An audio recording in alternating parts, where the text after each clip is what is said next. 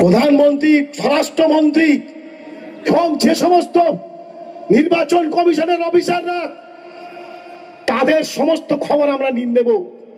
যদি ভুলভাল হয়, আমাদের লোকাল নেতৃত্ব বুথ স্তর থেকে অঞ্চল এবং ব্লক এবং সেটা সারা জেলাতেও হবে, আমরা কিন্তু তাদেরকে গাছের গায়ে বেঁধে রাখবো, বেঁধে রেখে আমরা প্রতিবাদ করব যে আগে তাদের পরিচয়, তবে আমাদের পরিচয়।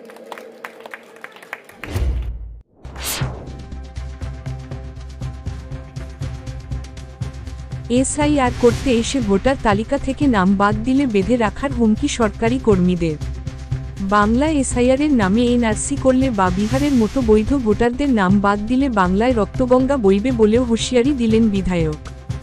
বাসন্তীর বিধায়ক শ্যামল মণ্ডল এভাবেই এসআইআরের বিরুদ্ধে গর্জে উঠলেন বাসন্তীর বিধানসভার বিধায়ক। এদিন এসআইআরের বিরুদ্ধে প্রতিবাদ সভা অনুষ্ঠিত হয় বাসন্তীর সোনাখালী বাজারে।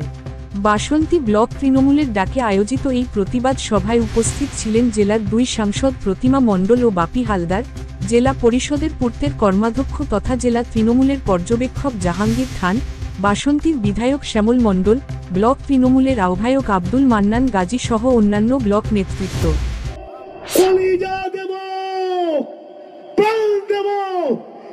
বিজেপির কাছে আমাদের নাগরিকত্ব আমরা কিছুতেই বিসর্জন দেব না, পরিষ্কার করে বলতে চাই।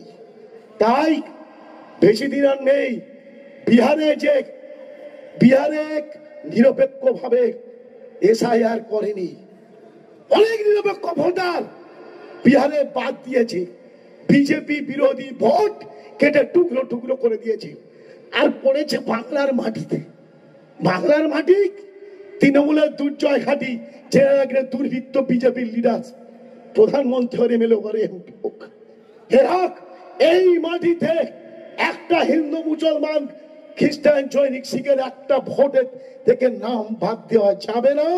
তাহলে পশ্চিম বাংলায় রক্তগঙ্গা বয়ে যাবে।